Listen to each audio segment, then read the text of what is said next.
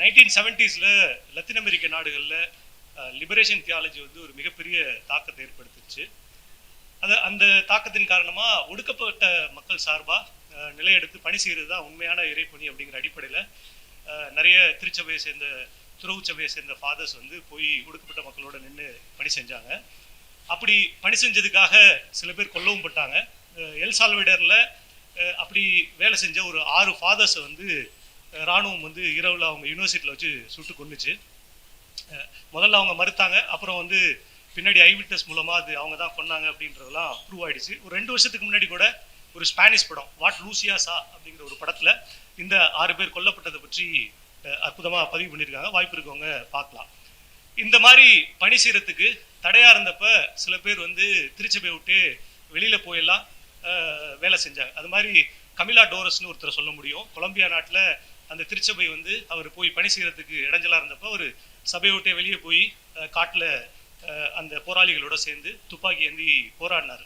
Father mark வந்து அவருடைய அந்த இறையல் காலகட்டத்தில் நினைக்கிறேன், அல்லது அந்த ஃபைனல் ஸ்டேஜில் குறுப்பட்டம் பெறதுக்கு முன்னாடி அவங்க நண்பர்கள்லாம் சேர்ந்து ஒரு கட்டுரை எழுதி, ஒவ்வொருத்தரும் ஒரு கட்டுரை எழுதி ஒரு புத்தகமாக கொண்டு வர்றாங்க.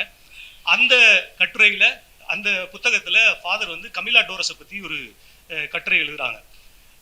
இந்த லிபரேஷன் தியாலஜி வந்து உலகம் முழுக்க திருச்சபையில் துறவு சபையில் ஒரு மிகப்பெரிய தாக்கத்தை ஏற்படுத்தினுச்சு. அதனுடைய ஒரு வெளிப்பாடு தான் 1975 சேசு சபையினுடைய ஜென்ரல் பாடி மீட்டிங்கில் ஜஸ்டிஸுக்காக வேலை செய்கிறது தான் விசுவாசம், உண்மையான விசுவாசம் அப்படிங்கிற மாதிரியான ஒரு முடிவெடுத்தாங்க. அது வந்து இங்கே தமிழகத்துலேயும் அதனுடைய தாக்கம் இருந்துச்சு. அதனுடைய ஒரு பகுதியாக தான் 1978-79 காலகட்டத்தில் பல்மேரான்ற ஒரு அமைப்பு உருவாக்கி இப்போ இருக்கக்கூடிய சிவகங்கை மாவட்டத்தில் வேலை செஞ்சாங்க. அதில் ஃபாதரும் ஒரு வருஷம் வந்து ஓரியூர் பகுதியில் சேர்ந்து மக்களை எல்லாம் திரட்டினாங்க. இதான் ஃபாதர்னுடைய பின்னணி. 82 குறுப்பட்டம் வாங்கி 2 வருஷம் கோடிமுனையில் வேலை செய்கிறாங்க. வேலை செஞ்ச பிறகு 84 இங்கே செங்கல்பட்டு மாவட்டத்தில் இருக்கக்கூடிய ஓங்கூர் பங்குக்கு வேலை செய்கிறதுக்காக வர்றாங்க. அப்போ அதுக்கு பக்கத்து பங்கில் இருக்கக்கூடிய தச்சூரில் வேலை செய்யக்கூடிய ஃபாதர் அருள் வந்து அந்த ஓங்கூர் பங்குக்கு ஒரு நாள் வர்றாரு. வந்து ஃபாதரை வந்து அந்த தச்சூர் பங்கில் வந்து பூச வைக்கிறதுக்காக ஒரு நாள் கூப்பிட்றாரு. அந்த அழைப்பை ஏற்றுக்கிட்டு ஃபாதரும் வந்து 1984 டிசம்பர் 8 சரின்னு நினைக்கிறேன், அன்னைக்கு போய் ஃபாதர் அந்த ஊரில் பூச வைக்கிறாங்க. பூச வைக்கிறப்ப ஃபாதர் வந்து தமிழில் சபம் சொல்கிறாங்க, திருப்பி வந்து தெலுங்கில் அங்கே இருக்கிறவங்க சபம் சொல்கிறாங்க. கொஞ்சம் ஃபாதருக்கு கன்ஃபியூஷனாக இருக்குது. இருந்தாலும் சபத்தை அந்த இதை வந்து பூசையை கண்டினியூ பண்ணுறாங்க. அந்த பூசையில் முக்கியமாக என்ன சொல்கிறாங்கன்னா, சாதிக்கு எதிரான கருத்துக்களை அவங்க அங்கே வந்து முன்வைக்கிறாங்க. பூசை முடிஞ்சு வெளியில் வந்த பிறகு அந்த ஊருக்காரவங்க அடிக்க வந்துட்டாங்க ஃபாதரை. அப்புறம் அந்த ஊர் பங்கு சாமியார் வந்து தலையிட்டு இவர் சார்பாக மன்னிப்புலாம் கேட்டு ஃபாதர் வந்து திருப்பி ஓங்கூர் பங்குக்கு போகிறாங்க. அதுக்கு பிறகு ஃபாதருக்கு இந்த ஊரில் ஏன் இப்படி நடக்குது அப்படின்னு தெரிஞ்சுக்கணும்னு ஆசைப்பட்டு அந்த ஊரை பற்றி தெரிஞ்சுக்கிறாங்க. அதே சமயத்தில் பார்த்தீங்கன்னா சூசையோட வழக்கு வருது. சூசைன்ற ஒரு கோடம்பாக்கத்தில் ஒரு செருப்பு தைக்கும் தொழிலாளி. அவர் வந்து ஒரு தலித் கிறிஸ்துவர். அவர் வந்து அரசாங்கம் கொடுக்கக்கூடிய சலுகைக்காக விண்ணப்பிக்கிறாரு. அவர் ஒரு தலித் கிறிஸ்டியன் அப்படிங்கிறதுக்காக அவருடைய அந்த விண்ணப்பம் வந்து நிராகரிக்கப்படுது. அந்த வழக்கு வந்து 85 சுப்ரீம் கோர்ட்டில் ஜட்ஜ்மெண்ட் வருது. அதில் என்ன சொல்கிறாங்கன்னா, கிறிஸ்டியானிட்டிக்குள்ளே தீண்டாமை இல்லை, இருக்கிறதா நீங்கள் ப்ரூவ் பண்ணால் இந்த சலுகையை நிச்சயமாக அவங்களுக்கும் வழங்கலாம் அப்படிங்கிற மாதிரியான ஒரு ஜட்ஜ்மெண்ட் அது. அந்த ஜட்ஜ்மெண்ட்டை பார்த்த பிறகு ஃபாதர் வந்து நம்ம ஏன் இந்த தச்சூரில் நடக்கிற விஷயத்தை எழுதக்கூடாது, அது எழுதி பத்திரிகையில் வர்றது மூலமாக இப்படி இங்கே நாட்டில் தீண்டாமை இருக்குன்றதை நம்ம தெரியப்படுத்தலாமே அப்படிங்கிற ஐடியாவில் தான் ஃபாதர் வந்து முதல்ல தச்சூரை பற்றி எழுதுகிறாங்க. தச்சூரை பற்றி அந்த நம்வாழ்வு பத்திரிகைன்னு நினைக்கிறேன், அதில் தான் வந்துச்சு. அது வந்து ஜட்ஜுக்கு போய் சேர்ந்துச்சா என்னன்னு தெரில, அந்த ஊர் ரெட்டியார்களுக்கு போய் சேர்ந்துருச்சு அந்த கட்டுரை. ஃபாதருக்கு எதிராக புகார்லாம் கொடுக்குறாங்க. ஆயர் இல்லத்தில் ஒரு கட்டத்தில் பேச்சுவார்த்தை நடக்குது. ஃபாதரும் வர்றாரு, அந்த ஊர் ரெட்டியார்லாம் வர்றாங்க. அந்த பேச்சுவார்த்தையில் ஃபாதரை மன்னிப்பு கேட்க சொல்கிறாங்க. நீங்கள் எழுதுன தப்புன்னு மன்னிப்பு கேளுங்கன்னு. ஃபாதர் வந்து மன்னிப்புலாம் கேட்க முடியாதுன்றதுல உறுதியாக இருந்துடுறாங்க. அப்புறம் ஒரு கட்டத்தில் ஆயருக்கு வேறு வழி இல்லாமல், சரி இனிமேலுக்கு அவர் இது உங்கள் ஊரை பற்றிலாம் எழுத மாட்டாருங்க அப்படின்ற ஒரு வாக்குறுதியை கொடுக்குறாரு. அந்த பேச்சுவார்த்தை முடிவில் நீ வெளியே தானே வருவா, உன்னை கொண்டுறேன் அப்படிங்கிற மாதிரிலாம் ஃபாதரை மிரட்டிட்டு போகிறாங்க. ஆனால் ஆயர் கொடுத்த வாக்குறுதியை ஃபாதர் காப்பாற்றல. பின்னாடி எழுதிட்டாங்க அந்த சம்பவத்தை பற்றி. அதுதான் யாத்திரை நாவல். அந்த நாவலை பற்றி சில விஷயங்களை தான் நான் பகிர்ந்து போகிறேன். ஏற்கனவே தோழர் பாமா வந்து அந்த நாவலுக்குள்ளே இருக்கக்கூடிய விஷயங்கள் எல்லாம் பற்றி பேசிட்டாங்க. எனக்கு அந்த நாவலில் ரொம்ப பிடிச்ச விஷயம் வந்து ஏற்கனவே பாமா சொன்னது தான், 2 தரப்பையும் பேச விட்டுருவார். அவங்கவுங்க தரப்பை பேசுவார். அந்த தச்சூர் இருக்கு இல்லையா, அந்த தச்சூர் வந்து தமிழக திருச்சிறப்பையில் ஒரு முக்கியமான ஊர் வந்து. அந்த ஊரில் பார்த்தீங்கன்னா முழுக்க அது ஒரு கிறிஸ்டியன் கிராமம் வந்து. 3 தரப்பு அங்கே இருக்கிறாங்க. ரெட்டியார்கள், பறையர்கள், அருந்ததியர்கள். இந்த அருந்ததியர்களும் ரெட்டியார்களும் தெலுங்கு பேசக்கூடியவங்க. இவங்க எப்படி முதல்ல அந்த ஊருக்கு 1820s அந்த ஊருக்கு கிறிஸ்டியானிட்டி வந்ததா தகவல் இருக்கு. நீங்க அந்த ரெட்டியார்கள் பார்த்தீங்கன்னா அவங்களுடைய முன்னோர்கள் வந்து ஆனந்தபூர் அப்படிங்கிறது அந்த நாவல்ல புரிஞ்சுக்க முடியுது. அந்த நாவலில் ஃபாதர் ஒரு வரலாற்று ஒரு நூலை பேஸ் பண்ணி தான் அதை எழுதியிருக்காங்க. வந்து 1715 இவங்க அந்த ரெட்டியாசனுடைய மூதாதையர்கள் முன்னோர்கள் வந்து அந்த ஆனந்தபூரில் வந்து கிறிஸ்டியானிட்டிக்கு கன்வெர்ட் ஆயிருக்காங்க. ஒரு ஏசபை சாமியார் லே காக்குன்னு நினைக்கிறேன், அவர் தான் அவங்கள முதல்ல கன்வெர்ட் பண்ணியிருக்காங்க. அதுக்கு பிறகு வந்து சண்டை, அந்த மாதிரி பஞ்சம், இந்த மாதிரி காரணங்களுக்காக வெவ்வேறு ஊர்களுக்கெல்லாம் புலம்பெயர்ந்துட்டு கடைசியாக வந்து தச்சூரில் வந்து செட்டில் ஆயிருக்காங்க. அப்போ அந்த நாவலில் ஒரு இடத்துல வரும், அந்த ரெட்டியார் வந்து ஃபாதருடைய அந்த கட்டுரை வந்து பத்திரிகையில் வந்த பிறகு ஊர்க்கூட்டம் போடுவாங்க.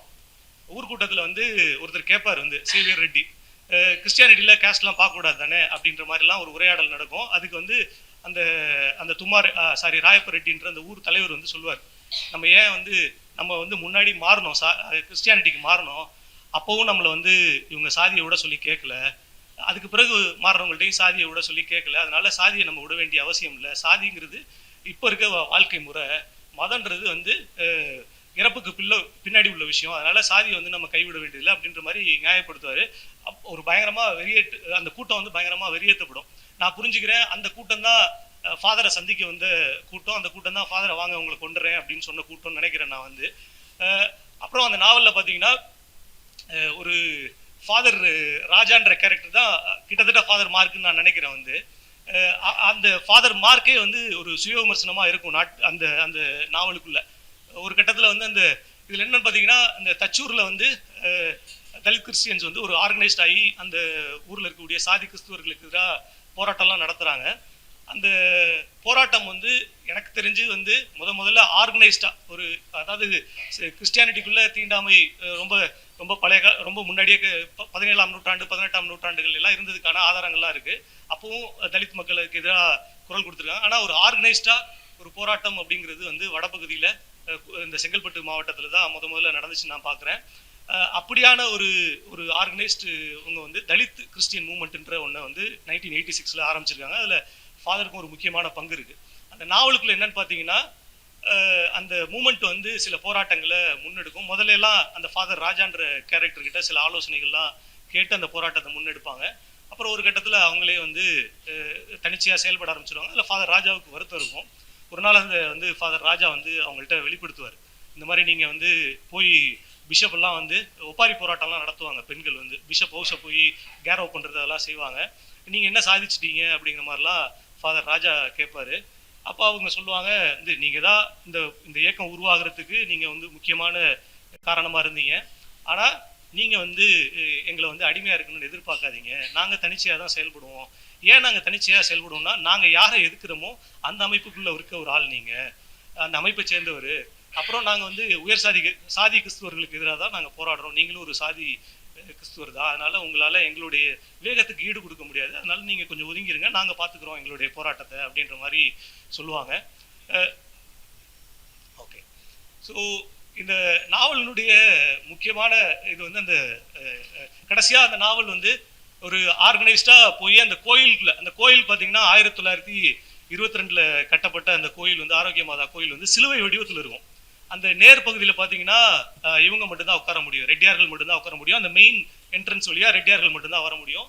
கல்லறை வழியாக இருக்கக்கூடிய அந்த கோயில் வளாகத்துக்குள்ளேயே ஒரு கல்லறை இருக்குது. அந்த கல்லறை வளாகத்து வழியாக, அந்த கல்லறைக்கு வழியாக இருக்கக்கூடிய அந்த அந்த வழியில தான் தலித்துகள் உள்ளே வர முடியும்.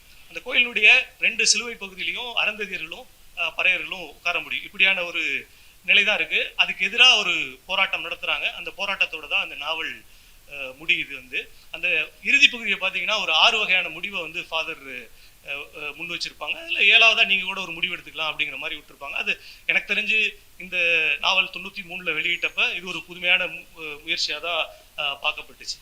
அப்புறம் இந்த நாவலை நான் படிச்சுட்டு அந்த நாவல் நடந்த அந்த ஊருக்கே நான் போனேன். பிப்ரவரி 6ஆம் தேதி போய் அந்த ஊரில் இந்த போராட்டத்தில் கலந்துக்கிட்ட மரியநாதன், வேளாங்கண்ணி எல்லாம் இன்னும் இருக்கிறாங்க, அவங்களெல்லாம் போய் சந்தித்து பேசினேன். எனக்கு என்னென்னா, இந்த நாவல் இந்த போராட்டம் நடந்த பிறகு, தலித் கிறிஸ்டியன் மூவ்மெண்ட் வந்த பிறகு என்ன மாதிரியான மாற்றங்கள் அந்த ஊரில் நடந்திருக்குன்னு தெரிஞ்சுக்கணும்னு ஆசைப்பட்டேன், போனேன். உண்மையாகவே அந்த போராட்டத்தை முன்னெடுத்த அந்த பறையர் சமூகத்து மத்தியில் மிகப்பெரிய மாற்றங்கள் ஏற்பட்டது. இந்த 84 85 நடந்த போராட்டங்களுக்கு பிறகு உடனடியெல்லாம் அவங்களுக்கு தீர்வு கிடைச்சிடல. 95 அவங்க அந்த கோயிலுக்கு எதிராக அந்த கோயிலில் வந்து சம உரிமை கேட்டு வழக்குக்கு போறாங்க. கிட்டத்தட்ட ஒரு 10 ஆண்டுகள் நடக்குது. நம்ம இயேசுவை ஃபாதர் வந்து இயேசுமரியான் கூட அந்த வழக்கை 98 எடுத்து நடத்தினாங்க.